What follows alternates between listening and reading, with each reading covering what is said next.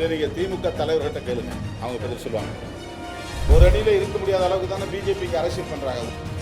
சொந்த நாட்டு மக்களையே அந்நியர்களாக நடத்துகிற போக்கு பாஜக ஆட்சிக்கு வந்த பிறகுதான் அதிகரித்திருக்கிறது. ஆளுநர் இங்கே தமிழ்நாட்டில் ஒரு பதற்றத்தை உருவாக்க திட்டமிடுகிறார். துணை குடியரசுத் தலைவர் இந்த நிகழ்ச்சியிலே பங்கேற்பதும் ஏற்புடையதல்ல.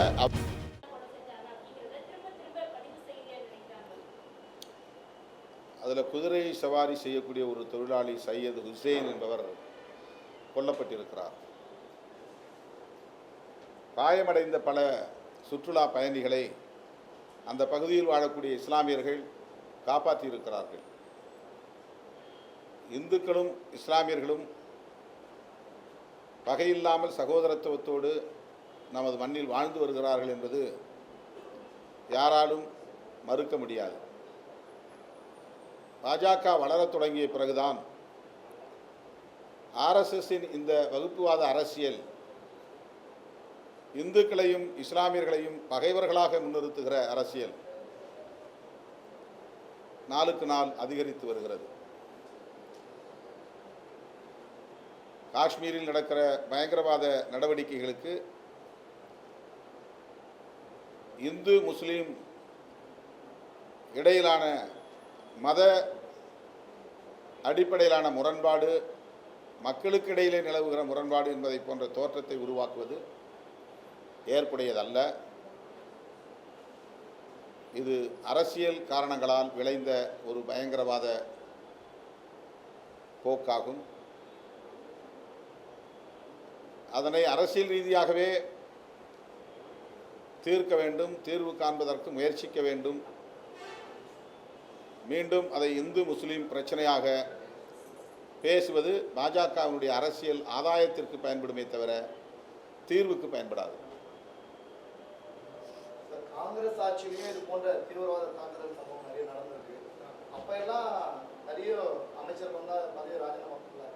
இப்ப மட்டும் அமித்ஷா பதவி விலகணுன்றதுக்கான காரணம் இல்லை, சிவராஜ் பாட்டீல் காங்கிரஸ் ஆட்சியில் தான் அமைச்சராக இருந்தார். இல்லை, தொடர்ந்து காங்கிரஸ் ஆட்சி அவர் புல்வாமா தாக்குதலில் அவர் பதவி விலகி இருக்கார். மும்பை தாக்குதல், மன்னிக்கணும், மும்பை தாக்குதல் தொடர்ந்து சார். இப்போ சட்ட ஒழுங்கு பிரச்சனையா இருக்கட்டும், நாட்டு உள்நாட்டு விவகாரமாக இருக்கட்டும், தொடர்ந்து எல்லாமே ஒரு அணியில இருக்க வேண்டிய நேரத்தில் இது போன்ற ஒரு குற்றச்சாட்டு இருக்கும்போது ஒரு அணியில் இருக்க முடியாத அளவுக்கு தானே பிஜேபி இங்கே அரசியல் பண்ணுறாங்க. ஒவ்வொரு நாளும் இந்து முஸ்லீம் பிரச்சனையை உருவாக்குறாங்க. மத நல்லிணக்கத்துக்கு எதிரான அரசியலை தொடர்ந்து விதைக்கிறார்கள். வெறுப்பு அரசியலை தொடர்ந்து பரப்புகிறார்கள். அப்புறம் எப்படி இங்கே சகோதரத்துவம் இருக்கும், இந்தியருங்கிற ஒற்றுமை இருக்கும்? சொந்த நாட்டு மக்களையே அந்நியர்களாக நடத்துகிற போக்கு பாஜக ஆட்சிக்கு வந்த பிறகுதான் அதிகரித்திருக்கிறது. இங்கே வாழக்கூடிய இஸ்லாமியர்களும் கிறிஸ்தவர்களும் அந்நியர்களா, அந்நிய நாடுகளிலிருந்து இங்கே வந்த அகதிகளா? அவர்கள் இந்த நாட்டு மக்கள் தானே. அவர்களுக்கு எதிரான வெறுப்பை தொடர்ந்து விதைத்து கொண்டே இங்கே அனைவரும் ஒற்றுமையாக இருப்போம் என்றால் எப்படி முடியும்? இது எவ்வளோ பெரிய முரண்பாடு! ஒற்றுமையாக இருக்க வேண்டும் என்று தான் நாம் விரும்புகிறோம். அதைத்தான் விடுதலை சிறுத்தைகள் கட்சியும் வலியுறுத்துகிறது. சகோதரத்துவத்தை உயர்த்தி பிடிக்க பாஜக முன்வர வேண்டும், மத நல்லிணக்கத்தை பாதுகாக்க வேண்டும், அதற்குரிய செயற்பாடுகளை, செயல் திட்டங்களை வரையறுக்க வேண்டும் என்பதுதான் விடுதலை சிறுத்தைகள் வைக்கிற வேண்டுகோள் பாஜகவுக்கும் ஆர்எஸ்எஸ்க்கும். பாகிஸ்தானோட அரசோட எக்ஸ்டல பக்கத்தை இந்தியாவுல முடக்கப்பட்டிருக்க அரசால இந்திய அரசால இல்லை, அது அவங்க செக்யூரிட்டி ரீசன்கிற அடிப்படையில் சில நடவடிக்கைகள் எடுத்திருக்கிறாங்க. வாகா பார்டர், அட்டாரி பார்டர்லாம் க்ளோஸ் பண்ணியிருக்கிறாங்க.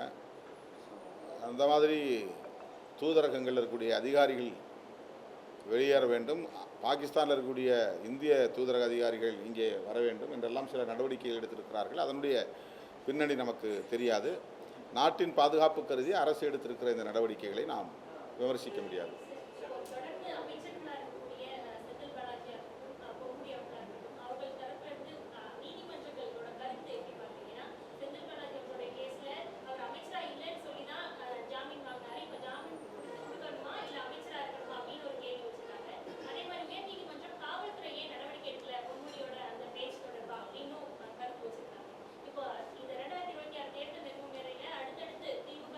இதை நீங்கள் திமுக தலைவர்கிட்ட கேளுங்க, அவங்க பதில் சொல்லுவாங்க.